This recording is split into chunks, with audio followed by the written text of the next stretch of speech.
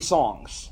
Okay, so they had like in their bag of tricks 30 songs, and they did 15 on Wednesday night. So everybody thought 15's a little shortchanged, and like I said, Dave was talking. He was going on tangents. It was almost like the way he goes on the podcast, and he just goes off into areas. And it's okay to do that on a podcast, but you can't really do that when you have everybody's sort of rocking out at a concert. You got to keep the momentum going. Somebody talked to Dave. Must have. And I think it must have been his manager. He has a female manager. Somebody must have talked, and whoever it is, thank you, because you rectified that. Yes. So in total, Dave played 90 minutes tonight. He played a 90-minute show. He came out at 8:30, ended at 10 o'clock. Yep. Okay. So if he did 15 songs on Wednesday night, he did 19 songs tonight, which was just Friday night. So this is the breakdown of the whole thing. Before you guys came, what were you expecting? It's funny you say that because I didn't want to spoil the whole show by watching all the videos, but Dave used to have a saying, and it came to mind for me. I'll transition it to seeing this concert, where going to a Roth concert at this point in his career is like building a house. Right. All right? Sure. You can build a wood house, you can build a brick house, or you can build a stucco house. Right. Oh, how you can get stucco. And I was thinking I was going to get stucco at this show. Sure. But surprisingly enough, it was like a Gatling gun. I mean, as you mentioned, there was no BS, no long diatribes going on. Right. It was one song after another. Right. Bang, bang, bang. Yeah. I think that the band he has was tight. Right. Now, where we were sitting, it was heavy on the bass. Yeah, oh really? Okay. Yeah. Okay. So I would have liked to have heard a little more on the guitar. Yeah. And maybe tomorrow night it'll be a little bit different. Now, you were up close. I'm curious. He did some artistic interpretations of some of the tunes. Yeah. And, he was like really yelping in certain parts, and I wasn't certain what you thought about it. To me, it seemed... I don't know if it was where we were sitting, it didn't sound dead nuts on, or, again, him using his artistic interpretation that it was okay. It was hard for me to say, but just looking at it, it looked like he was really reaching for the stars on some of those. Sometimes he was. It depends on the song, and we'll note that. Ron, what was your initial impression going in? What were you thinking? What did you expect? I guess, I thought back to the other times I saw Dave solo. Right. So I saw Dave solo in '99 when he opened for Bad Company. Yeah. I saw him a couple of times, until like through 2005, on and off in various summer tours that he did. And I was thinking to myself, am I really seeing a tribute act per se? Right. It's like, and so I was a little worried about what we were going to get. Right. Yeah, we heard what Dave was saying up front. We're supposed to hear the songs as they were on the album. Right. That's what he had said. Yeah, so that's what my expectation was. Right. Did I get that? Well, no, not really. Right, of course. But I got a good show. No, absolutely. I agree with you, Ron. Yeah, okay. And Dave, what were you thinking going in? Like, what was your thoughts going in? Like, what were you expecting? Well, like Ron, I remember Dave talking about, we're not going to do Van Halen like you saw them live. We're going to do them like you heard on the album. Right. But my expectations really weren't that high, especially for him vocally. Right, yeah. And also, I have not so fond memories of his last Vegas show. Right. So that really set the bar low, to be honest. No, yeah. But I was pleasantly surprised because for the most part, I thought vocally he was solid. Yeah. It's hard for me to really know if he's so bad at this point because I've heard him so much. Yeah. I think I'm just used to Dave being Dave at this point. Yeah.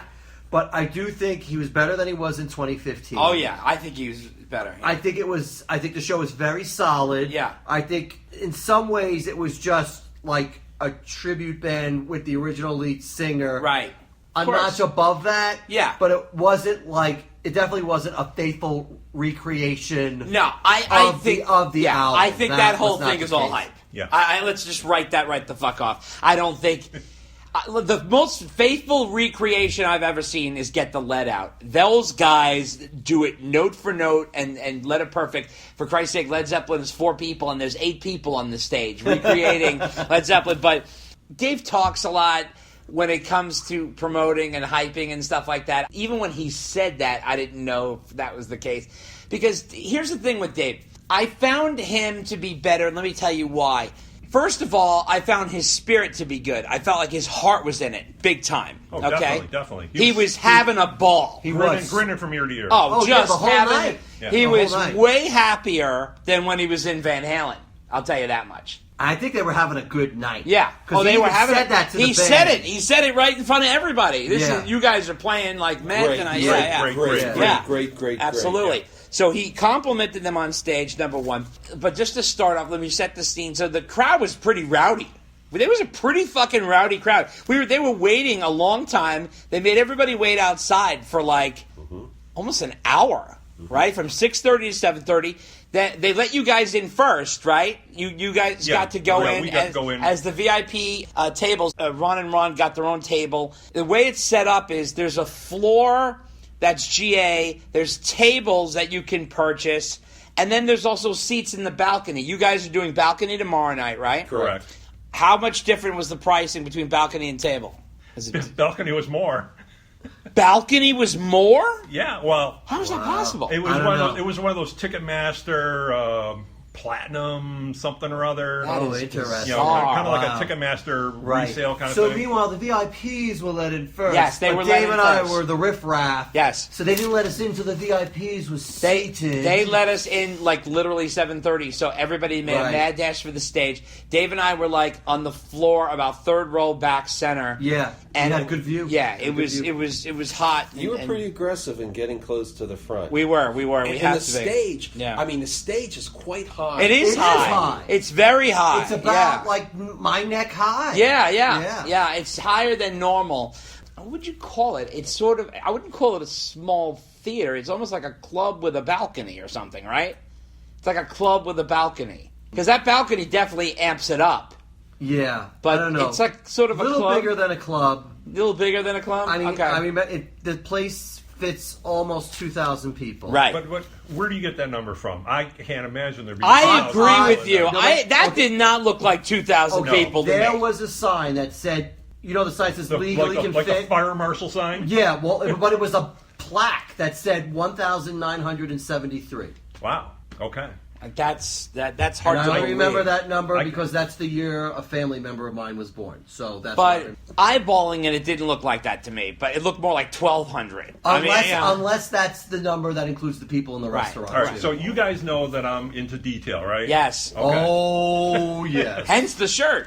Right. So I sat down at one point with the seating chart, and I counted all the seats in the balcony. Yeah. And all the seats at all the tables. What'd you get? I don't remember. Well, then you have the GA too. How do you tally the GA? The question mark was the GA. Yeah. So just guesstimating what the GA holds. Yeah. I came up to the place is going to hold 1,000, 1,100. Yeah. No way it was going to hold 2,000. I tell you what, we will. Maybe if you take all the tables out and you make it all GA. Yeah, maybe. But you know what? Tomorrow night when we go, we're going to ask. We'll ask somebody there because I can't imagine it's 2,000. That seems way high. All right. So anyway, the thing about Dave is what people don't like. Eddie Trunk was ripping Dave to shreds on Thursday. So, but what they don't understand is a lot of Dave's shows are about Dave's energy and his spirit, more than his vocals or anything. He comes out. He really, I have to say, he really puts a lot of effort into it. There's so many singers that can sing and they just mail it in. You know what I mean? Like they don't, like there's no oomph behind the whole thing. I mean, Dave couldn't put more into it in terms of selling the show, being a frontman. Like he's definitely like engaged. Yeah, he was not phoning it in. No. He's definitely on. He's practiced his moves. Oh yeah. He's good to go. Yeah, he's good to go. There's also something to say that, he's 65 years old, and this guy is still doing this, and doing it well, in my opinion, for 65 and doing it all these years. A lot of his peers are dead. I mean, we lost Neil Peart today, and, Glenn Fry and Tom Petty and Dave Bowie, like some of these guys who were his peers, they're gone, but Dave is still doing it, so I give him, credit for that as well. And he's doing it pretty well. I mean, he ripped off a high kick at one point, and there was cheers. Yeah, fucking A. I mean, 65. He's going to pay for that tomorrow. Yeah, he will. There was a promotion from a local TV station where they dispatched a reporter and they interviewed Dave.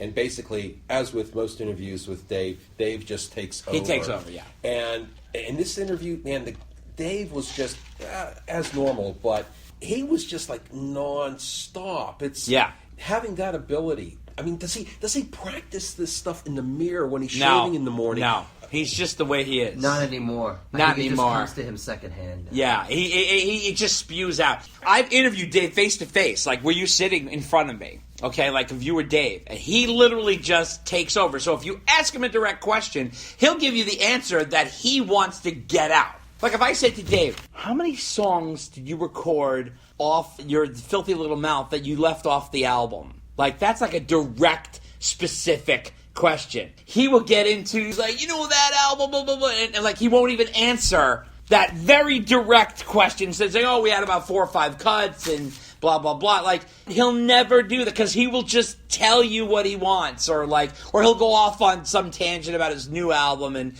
it'll somehow, like, he'll be like, the spirit behind that album reminds me of blah, blah, blah, and he'll get into something, and it's just like, what does that have to do with the question? That's the way he is. He's like riding a bucking bronco. If you get an opportunity to interview Dave, you just do your absolute fucking damnedest to interview Dave, and you get as much as you possibly can out of the guy. It's a very tricky situation. All right, he's the politician of rock and roll. So getting back to the set list then, from Wednesday night, where he supposedly went on and on. On and on, I badly. I didn't listen to the songs. I didn't know that going in. Okay, all right, you got to look at it. Tonight, he had his marks, he had songs. Yeah. There was a couple stories. Yes, we're going to get into that. Yeah. But it wasn't overbearing. No. Yeah, there was a couple of moments, but we'll get into it. So the show started out with You Really Got Me. I thought it sounded great. It was right on point. Dave came out. I think we know each other. He said that on Wednesday, too. Dave comes out with a drink in his hand. He sets the tone. He really just does. He's very casual. He strolls out on stage. He struts out on stage, basically. He's wearing a mirror ball jacket. Yeah, he looked like a bedazzled matador mixed with the Riddler from Batman. Like, it was just... I want to know where you get black and green diamond pants. Made of leather. But who could pull it off but him? He's wearing black and green diamond pants with a pink bedazzled matador jacket. What did it say on the back of his jacket? I was wondering that. It was some kind of strange lettering. Yeah, it was strange lettering, but I thought it said... I don't know. It was a weird word. I forgot what it was. I don't know. Anyway, so Dave came out. Drink in his hand. Yeah, drink in his hand, everything. And he's rolling.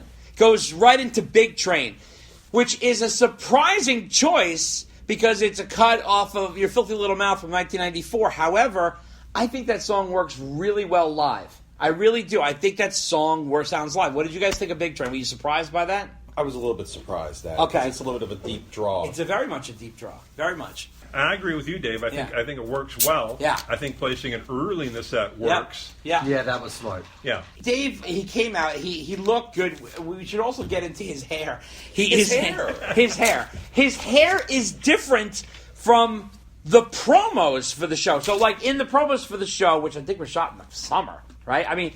Probably. Right. So what did we have to go on for this show? We had the SIR studio videos, which were briefly online and not well received. Correct. Okay, so what we learned is from the band that was on the SIR studios, the 2 guitarists were changed and the keyboardist was changed. Now, the strange part was the keyboardist from the SIR studios, which we were unbeknownst to us, was actually Brett Tuggle, his original keyboardist from the Eat 'em and Smile days and Skyscraper and all that. He got removed. The drum tech, Danny, whatever his last name is, got moved to keys.